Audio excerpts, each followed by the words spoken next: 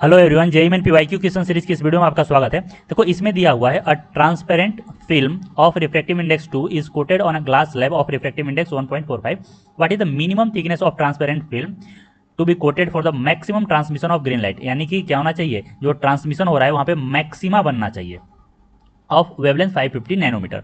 Assume that light is incident nearly perpendicular to the glass slab, glass surface. तो अब यहाँ पे समझो बात को क्या है कि यहाँ पे अपने को थिकनेस बताना है, ठीक है, इसका फिल्म का, ताकि क्या हो, ट्रांसमिशन जो हो वह मैक्सिमा बने। तो मान लेता हूँ कुछ यहाँ पे इस प्रकार से है, इसका रिफ्रैक्टिव इंडेक्स यह हो गया मेरा फिल्म, इसका रिफ्रैक्टिव इंडेक्स है 2, इसका रिफ्रैक्टिव इंडेक्स है 1.45, इसका थिकनेस मैं मान लेता हूँ यहाँ से यह टी है और टी का मिनिमम वैल्यू बताना है, ताकि यहाँ पे मान लो लाइट यहाँ से चल रहा है तो मैं कुछ देर के लिए मान रहा हूँ कि यहाँ से देखो लाइट नॉर्मली इंसिडेंट किया है, तो यह लाइट है, यहाँ से लाइट नॉर्मली इंसिडेंट किया यहाँ पे।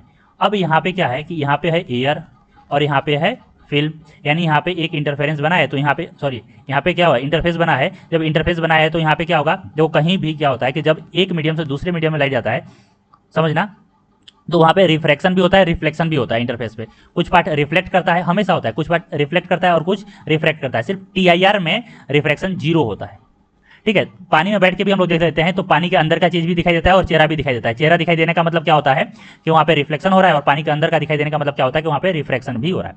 तो अब यहाँ पे समझो कि यहाँ पे कुछ पार्ट क्या होगा, रिफ्लेक्ट होगा और कुछ रिफ्रैक्ट। तो उसे मैं यहाँ पे दिखा दे रहा हूँ। मान लेता हूँ कि यहाँ से जो रिफ्लेक्ट हुआ वह इधर चला गया, इसे मैं बोल रहा हूँ 1A, ठीक है। और कुछ जो रिफ्लेक्ट हो गया इसे मैं बोल रहा हूँ यहाँ से, चलो मैं इधर बोल रहा हूँ इसको,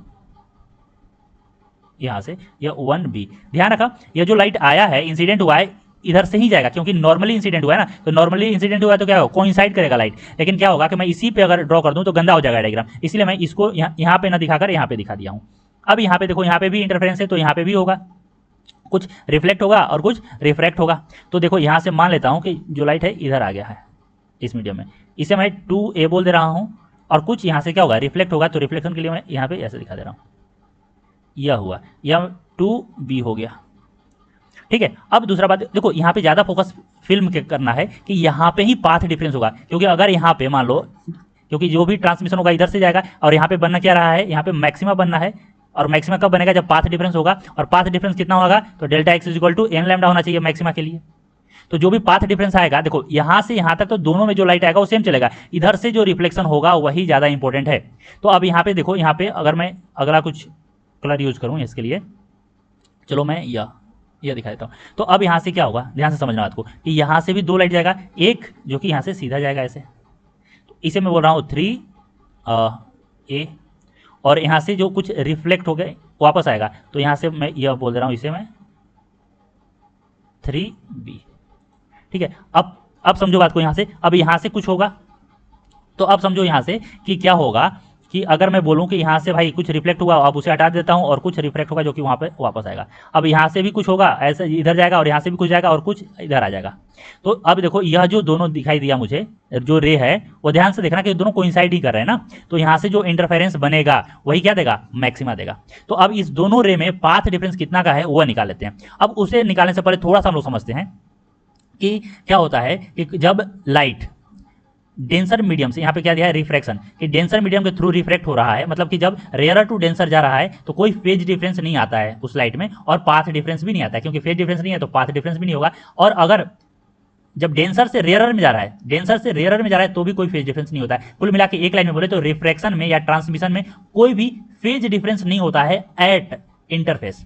लेकिन वहीं पे अगर रिफ्लेक्शन का बात करें कि जब रिफ्लेक्शन फ्रॉम डेंसर मीडियम होता है तो पाई का फेज डिफरेंस होता है, या λ/2 का पाथ डिफरेंस होता है। और जब रिफ्लेक्शन होता है फ्रॉम रेयरर मीडियम तो कोई फेज डिफरेंस नहीं होगा और पाथ डिफरेंस भी नहीं होगा, यानी कि डेल्टा पाई भी 0 और डेल्टा एक्स भी 0, ठीक है। तो अब यहाँ पे देखो क्या हुआ कि लाइट आया, अब ये एक कुछ यहाँ गया और सीधे इधर से गया, यहाँ पे क्या हुआ, इसके बाद यहाँ पे 2 चीज हुआ, एक तो सीधे चला गया और एक यहाँ पे रिफ्लेक्ट हुआ, फिर यहाँ से वापस आया और फिर यहाँ से। तो अब देखो, जो लाइट यहाँ से, समझना बात को, जो लाइट यहाँ से निकला, जो लाइट यहाँ से निकला इधर, और जो लाइट यहाँ से निकला, अब इन दोनों में कोई भी पाथ डिफरेंस नहीं होगा, क्योंकि दोनों देखो सेम हो गया है ना। तो यहाँ से जो डिस्टेंस यह चलेगा उतना ही डिस्टेंस यह भी चलेगा, जो काम यह करेगा वही काम यह भी करेगा। तो कुल मिला के इधर कोई पंगा नहीं है, पंगा क्या है यहाँ पे। तो जब लाइट यहाँ से, समझो बात को, जब लाइट यहाँ से यहाँ चला तो यहाँ तक तो ठीक है, लेकिन एक लाइट क्या हुआ, इधर निकल गया, और दूसरा लाइट क्या हुआ कि इधर गया और फिर यहाँ से इधर आया और फिर यहाँ पे मिला। यानी कि एक लाइट यहाँ से यहाँ चला और एक लाइट यहाँ से यहाँ गया फिर यहाँ से यहाँ गया, तो इतने का पाथ डिफरेंस बना।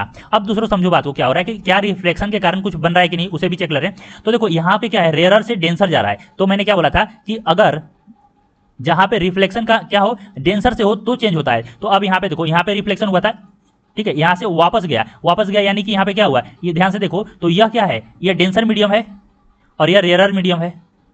तो यहाँ पे जो रिफ्लेक्शन हुआ वो किससे हुआ, ये रेयरर मीडियम से हुआ है ना। तो रेयरर मीडियम से जब रिफ्लेक्शन होता है कोई भी फेज डिफरेंस और पाथ डिफरेंस नहीं होता है। अब देखो यहाँ से, अब ये यहाँ गया तो यहाँ पे भी रिफ्लेक्शन हुआ, क्योंकि रिफ्लेक्शन के कारण ही ये नीचे इधर वापस आया है। तो यहाँ पे क्या है, यह देखो डेंसर मीडियम है और यह रेयरर मीडियम है। तो यहाँ पे भी रिफ्लेक्शन थ्रू रेयरर हुआ, यहाँ पे भी रिफ्लेक्शन थ्रू रेयरर हुआ, यानी कि कोई भी रिफ्लेक्शन के कारण पाथ डिफरेंस नहीं आएगा या फेज डिफरेंस नहीं होगा।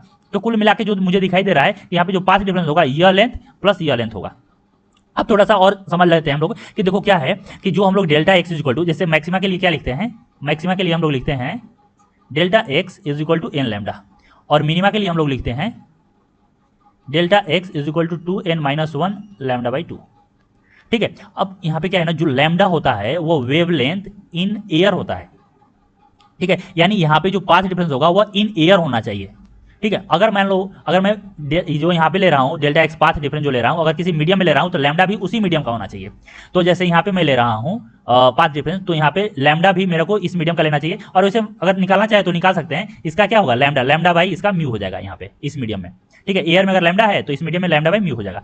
ठीक है, और दूसरा कॉन्सेप्ट भी होता है कि क्या होता है ऑप्टिकल पाथ लेंथ का कॉन्सेप्ट, कि अगर मैं मान लो कि डी में अगर मैं कोई मीडियम है जिसका रिफ्लेक्टिव इंडेक्स म्यू दिया है, अगर उसमें मैं डी डिस्टेंस ट्रेवल कर रहा हूँ, ठीक है, डी डिस्टेंस ट्रेवल कर रहा हूं, तो जो फेज डिफरेंस आएगा ए और बी के बीच में वह सेम होगा अगर मैं एयर में म्यू डी डिस्टेंस ट्रेवल करूं। यानी कि देखो, म्यू में डी डिस्टेंस ट्रेवल करूं और एयर में म्यू डी डिस्टेंस ट्रेवल करूं, बात एक ही है, दोनों में कोई भी फेज डिफरेंस जो भी आएगा ए और बी के बीच में वही पी और क्यू के बराबर आएगा। ठीक है भाई, तो अपने को अब यहाँ पे समझो कि जो यहाँ पे टी डिस्टेंस या टी डिस्टेंस है ना, जो यहाँ पे टी चला है तो एयर में इसको कितना चलना पड़ेगा, यानी यहाँ से ऊपर जाना पड़ेगा, समझो बात को, यहाँ से ऊपर। तो यह कितना हो जाएगा, यह हो जाएगा इसका म्यू इंटू टी, तो यह हो गया म्यू टी, और जब वापस आया तो भी डिस्टेंस कितना चला, तो म्यू टी चला। तो कुल मिला के यहाँ से जो रे आया यहाँ पे सब सही है। अब यहाँ पे बटा, कुछ इधर गया कुछ इधर गया, कुछ इधर गया तो इधर गया, फिर यहाँ से एक और रिफ्लेक्शन हुआ फिर वापस आया, तो एक रे यहाँ से सीधे निकल गया, एक रे ऐसे गया फिर ऐसे वापस आके फिर यहाँ से निकला। तो पाथ डिफरेंस कितने का होगा, तो यह एक्स्ट्रा डिस्टेंस जो ट्रेवल किया वही पाथ डिफरेंस हो गया। यानी यहाँ से बोल सकते हैं कि जो पाथ डिफरेंस आया वो आया 2 म्यू टी, और फिर यहाँ पे क्या होना चाहिए, ट्रांसमिशन में मैक्सिमम होना चाहिए। तो मैक्सिमम का कंडीशन क्या है कि यह एन लैम्डा के बराबर हो। ठीक है, तो यह क्या होगा, एन लैम्डा के बराबर होगा। लेकिन क्या बोला है कि भाई इसका जो थिकनेस है वो मिनिमम होना चाहिए। सो तो फॉर मिनिमम थिकनेस क्या होगा, मिनिमम थिकनेस जो होगा उसके लिए हम लोग बोलेंगे कि एन का वैल्यू कितना रख दो 1, क्योंकि यहाँ से टी फिर क्या आ जाएगा, लैम्डा बाई 2 म्यू। ठीक है, तो लैम्डा दिया हुआ है यहाँ पे 550। तो अब यहाँ पे सारा आंसर नैनोमीटर में है तो मैं नैनोमीटर में ही रख रहा हूँ। सो यह आ गया 550/2 इंटू म्यू कितना है, तो 2 है। सो यहाँ पे कितना आ गया 550/4 यानी कि 137.5 नैनोमीटर। तो जो इसका आंसर होगा वो होगा ऑप्शन ए। आई होप आपको समझ में आया होगा। सो अगर समझ में आया है तो वीडियो को लाइक कीजिए, चैनल को सब्सक्राइब कीजिए, कुछ पूछना है तो कमेंट सेक्शन में मेंशन कीजिए, मैं रिप्लाई जरूर करूंगा। आज के लिए इतना ही, थैंक यू सो मच।